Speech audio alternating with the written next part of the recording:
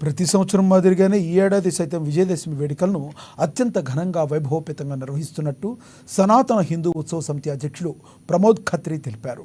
పట్నంలోని రామ్లీలా మైదానంలో వచ్చే విజయదశమిని పురస్కరించుకుని మున్సిపల్ చైర్మన్, సమితి ప్రతినిధులు, సభ్యులతో కలిసి రావణ దహనానికి సంబంధించి భూమి పూజ చేశారు.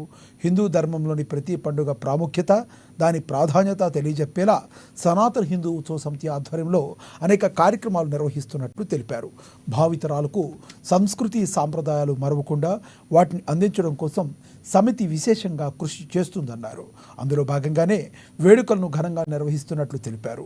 హిందూ సోదరులు, భక్తులు పెద్ద ఎత్తున హాజరై ఈ కార్యక్రమాన్ని జయప్రదం చేయాలని కోరారు.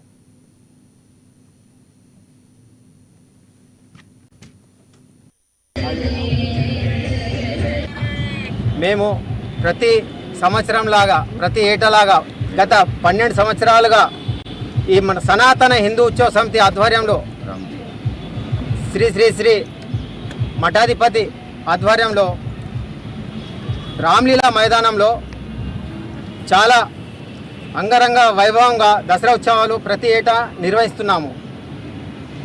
ఈ నెల 12వ తారీఖు నాడు, 12వ తేదీ నాడు దసరా ఉత్సవాలు సాయంత్రం 6 గంటలకు 5 గంటల నుండి కార్యక్రమాలు, సాంస్కృతిక కార్యక్రమాలు ప్రారంభమవుతాయి.